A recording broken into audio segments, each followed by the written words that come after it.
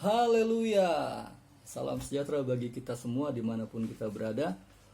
Seperti janji saya untuk membuat video berseri mengulas buku 101 Bukti Yesus Bukan Tuhan karangan Insan Moko Ginta, dan membuktikan kepada kita bersama atau juga kepada Opa Moko Ginta bahwa bukunya hanyalah sebuah tafsiran subjektif seenak jidatnya, comot sana sini, klaim itu adalah bukti-bukti bahwa Yesus bukan Tuhan, padahal nggak ada isinya, sampah. Tanpa peduli jika bukunya ini nggak bernilai, dia nggak peduli itu. Tetapi teman-teman Muslim senang dengan hal seperti ini. 101 bukti Yesus bukan Tuhan, banyak sekali, brother. Padahal banyak sekali bukti-bukti yang ganda. Misalnya tentang kelahiran Yesus, di poin nomor sekian sudah disebutkan, nanti di nomor yang berapa ada lagi, nomor berapa ada lagi, sampai bertumpuk-tumpuk itu satu bukti ada beberapa poin. Jadi terlihatnya banyak karena memang Muslim senang dengan hal-hal yang bombastis seperti ini, sekalipun itu kosong gitu ya. Nah, kita akan melihat bukti-bukti tersebut, dan kita akan buktikan bahwa bukti-bukti ini hanyalah sebuah bualan belaka. Saya akan membagi buku ini dalam beberapa bagian. Yang memang paling banyak dibahas di dalam buku ini adalah tentang kemanusiaan Yesus. Dia sama sekali abai tentang sisi ilahi dari Yesus itu sendiri, gitu ya. Tema-tema tersebut itu mencakup asal-usul Yesus, kemudian pelayanan Yesus, kematian Yesus, kemanusiaan Yesus, gelar Yesus, eskatologi beberapa, Yesus berdoa, dan bukti-bukti absurd. Yang paling banyak adalah tentang kemanusiaan Yesus. Itu ada sekitar 12-13 poin di situ. Karena memang dia serang di kemanusiaan Yesus itu sendiri. Kita akan mulai dari bukti yang pertama atau tema yang pertama, yaitu tentang asal-usul Yesus. Itu ada di poin yang nomor 1, poin nomor 2, poin nomor 39, nomor 59, nomor 60, 61, 63 dan 70. Itu adalah bukti-bukti yang sebetulnya hanya kalimatnya aja yang dimodifikasi sedikit-sedikit. Intinya sama poinnya, bahwa Yesus itu lahir dari seorang wanita, seorang manusia. Jadi itu membuktikan bahwa dia itu manusia, gitu ya. Saya akan bacakan yang pertama, silsilah Yesus Kristus. Jadi dia buat presentasi, kemudian dia buat kesimpulan. Kesimpulannya seperti ini. Setiap yang bersilsilah pasti bukan Tuhan. Yesus bersilsilah berarti Yesus bukan Tuhan. Nah, dia kutip dalam Matius pasal yang pertama, ayat yang pertama. Memang perlu kita ketahui bersama bahwa kedatangan Yesus itu bukan ucuk-ucuk dia datang, kemudian dia melayani, terus tanpa sebab dia mati di salib, bangkit, naik ke sorga. Tidak seperti itu. Tetapi memang seluruh yang dikerjakan oleh Yesus itu menggenapi apa yang telah dikatakan di dalam perjanjian lama. Itu yang perlu kita tahu. Ketika Matius 1 ayat 1 dalam mengatakan bahwa inilah silsilah Yesus Kristus, anak Daud, anak Abraham, itu merujuk kepada janji Tuhan di dalam perjanjian lama. Pertama kali janji Tuhan kepada Abraham untuk menjadikan Abraham sebuah bangsa yang besar oleh keturunanmu. Kejadian pasal yang ke-12. Oleh keturunanmu seluruh manusia, seluruh bangsa akan diberkati. Itu janji yang pertama. Perjanjian Allah dengan Abraham. Semakin ke sini, semakin mengerucut. Dalam Kejadian 49 ayat 10, Yakub mengucapkan berkat kepada anak-anaknya. Dan untuk Yehuda, dia katakan tongkat kerajaan tidak akan berpaling daripadamu sampai dia yang datang yang berhak atasnya. Itu merujuk kepada siapa? Karena orang Israel yakin, tahu bahwa dari keturunan Yehuda lah akan datang kelak Mesias itu. Dari keturunan Yehuda lah Israel akan dipimpin oleh seorang raja dan kerajaannya kekal selama-lamanya. Dan kemudian mengerucut kepada Daud yang keturunan Yehuda. Dalam 2 Samuel, seorang nabi bernama Nathan menubuatkan kepada Daud bahwa keluargamu dan kerajaanmu akan kekal sampai selama-lamanya. Jadi silsilah Yesus ditulis oleh Matius bukan sembarangan ditulis, opa moko ginta. Silsilah Yesus ditulis oleh Matius untuk menunjukkan bahwa Yesus adalah keturunan Yehuda. Dan Yesuslah yang berhak atas tongkat kerajaan itu kekal sampai selama-lamanya. Dan memang dia adalah raja, salah satu sebutannya. Jadi itu bukan berarti Yesus bukan Tuhan. Terlalu banyak menghayal mungkin. Ya, itu yang pertama. Yang kedua, kelahiran Yesus di poin yang nomor 2. Ayat tersebut diambil Matius 1 ayat 21. Ayat tersebut merupakan nubuatan Allah SWT bahwa Maryam akan melahirkan anak laki-laki. Stop sampai di sini. Nubuatan itu bukan punyanya Allah SWT.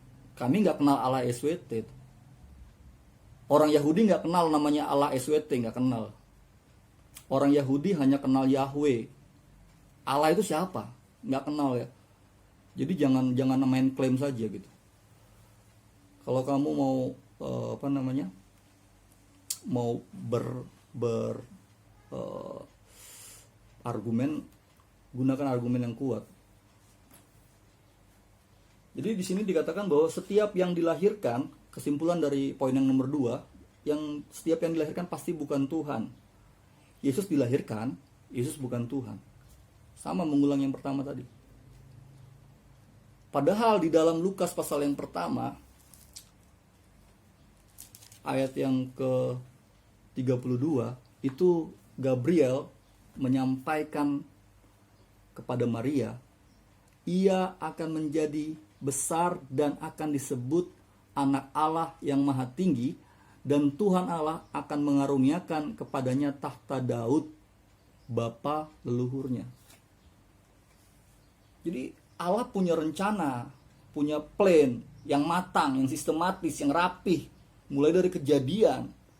Dan tema besarnya adalah karya penyelamatan Allah atas manusia.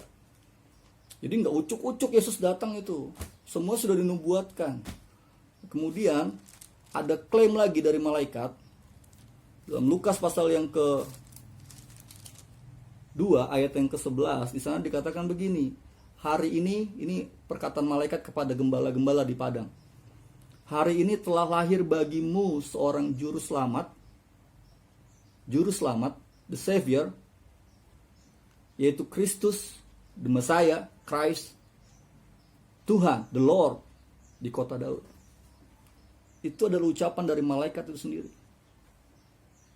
Bahwa hari ini, saat itu, telah lahir bagimu seorang juru selamat. Juru selamat yang mana? Yang sudah dijanjikan dalam perjanjian lama, yang sudah dinubuatkan dalam perjanjian lama. Jadi Alkitab kami itu sistematis, Pak Ustadz. Semuanya tuh runut, ada langkah-langkahnya, ada benang merahnya, tidak acak-acakan, tidak amburadul. Gitu. Jadi jangan pakai konsep Al-Quran untuk membaca Alkitab. Jangan pakai kacamata Anda membaca Al-Quran, kemudian Anda terapkan hal yang sama kepada Alkitab. Itu sama sekali ngaco itu. Poin yang nomor 39, Yesus punya ibu dan saudara kandung. Ya itu sudah saya jawab tadi ya. Jadi sangat-sangat bodoh sekali. Saya kira itu betul-betul sebuah kebodohan lah. Hal yang sangat-sangat tidak mendidik gitu. Dia nggak jujur, itu subjektif. Kemudian poin yang ke-59 sana dikatakan begini. Maria mengandung kemudian melahirkan Yesus. Sama saja toh. Sesungguhnya engkau akan mengandung, akan melahirkan seorang anak laki-laki, dan hendaklah engkau menamai. Pertanyaannya sekarang Pak Ustadz kepada Anda. Poin yang harus Anda buktikan adalah mengapa Yesus bisa lahir tanpa campur tangan atau kontribusi dari laki-laki. Itu yang harus Anda buktikan.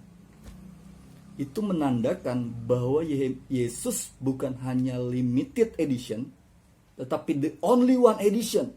Satu-satunya manusia yang lahir tanpa proses persetubuhan. Begitu istimewanya Yesus, spesialnya Yesus. Sebutkan nabi-nabi yang paling hebat dalam perjanjian lama.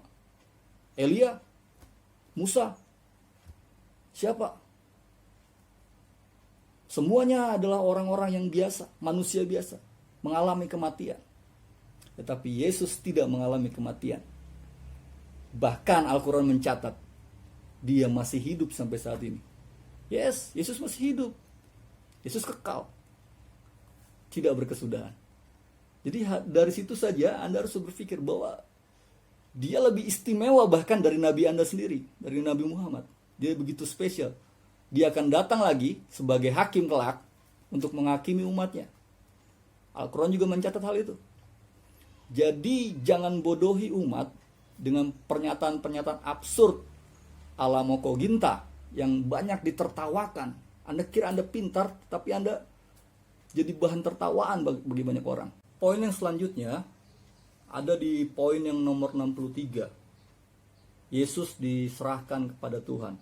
Itu Lukas 2 ayat 22 dan 23. Dan ketika genap waktu pentahiran menurut hukum Taurat Musa, mereka membawa dia ke Yerusalem untuk menyerahkannya kepada Tuhan. Seperti ada tertulis dalam hukum Tuhan, semua anak laki-laki sulung harus dikuduskan bagi Allah. Nah, dia soroti poin dikuduskan, disucikan, ditahirkan bagi Allah. Jadi dia buat kesimpulan seperti ini.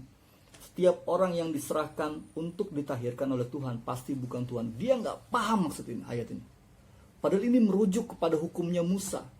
Bahwa setiap anak sulung, baik manusia, lembu, sapi, kambing, domba, setiap yang lahir lebih dulu, itu harus diserahkan kepada Tuhan. Harus menjadi milik Tuhan. Itu dalam Keluaran pasal yang ke-12, 13 ayat yang ke-12. Maka haruslah kau persembahkan bagi Tuhan segala yang lahir terdahulu dari kandungan. Juga setiap kali ada hewan yang kau punyai beranak pertama kali, anak jantan yang sulung adalah milik Tuhan. Itu Taurat Musa. Jadi Yesus diserahkan itu dasarnya adalah hukum Taurat. Sekali lagi. Dan kata dikuduskan di situ bukan berarti Yesus tidak suci, tidak kudus. No. Kata kudus atau kados dalam bahasa Ibrani itu artinya dipisahkan, disendirikan, dikhususkan, menjadi milik Tuhan, kepunyaan Tuhan. Makin kesini kalimat itu, frasa itu bermakna tidak berdosa, tidak bercela. Yes, betul. Tetapi dalam terjemahannya, harfiahnya, secara harfiah itu dipisahkan, dikuduskan, dikhususkan, miliknya Tuhan. Itu arti kata kados atau kudus itu. Jadi jangan sembarangan ngoceh kalau tidak ngerti. Itu membuktikan bahwa Anda sebenarnya nggak paham apa-apa tentang Alkitab. Nah, poin yang berikutnya adalah nomor 70. Yesus bersama ibu dan dengan saudara kandungnya. Lukas 8 ayat 19-21. Di sana Yesus bercakap-cakap dengan orang-orang dan ada ibu dan saudara-saudaranya datang. Kemudian Yesus mengucapkan ini. Tetapi ia menjawab mereka, ibuku dan saudara-saudaraku ialah mereka yang mendengarkan firman Allah dan melakukannya. Lalu Opa Mokoginta membuat kesimpulan bahwa setiap yang mempunyai seorang ibu dan saudara-saudara kandung pasti bukan Tuhan. Look. How stupid this man. Justru di situ jelas menegaskan ayat yang ke 21, ia menjawab mereka, ibuku dan saudara-saudaraku ialah mereka yang melakukan firman Allah dan melakukannya. Jadi itu merupakan sebuah argumen strawman fallacy ya, menyerang orang-orang sepertinya dia ngerti, padahal bukan itu poinnya. Poin di situ menyatakan bahwa Yesus bilang kalau siapapun yang melakukan kehendak Tuhan itu adalah saudaranya, kekasihnya, orang tuanya. Poin yang disorot di sini oleh Lukas adalah bahwa setiap orang yang melakukan kehendak Allah, yaitu mentaati firman yang disampaikan oleh Yesus, dialah yang menjadi kekasih-kekasihnya Yesus. Jadi sangat-sangat absurd sekali gitu. Sangat-sangat bergeser. Itu membuktikan dia cuma sekedar lihat satu frasa, kemudian dia soroti, oh ini artinya ini. Hello. Ya, itu saja video kali ini. Sampai jumpa di video berikutnya. Kita berdoa supaya Opa Mokoginta diberikan kesehatan, supaya sebelum Yesus datang menjemput dia beroleh kesempatan dulu untuk percaya lagi kepada Yesus. Kita doakan dia. Sampai jumpa. Tuhan Yesus memberkati kita semua. Haleluya.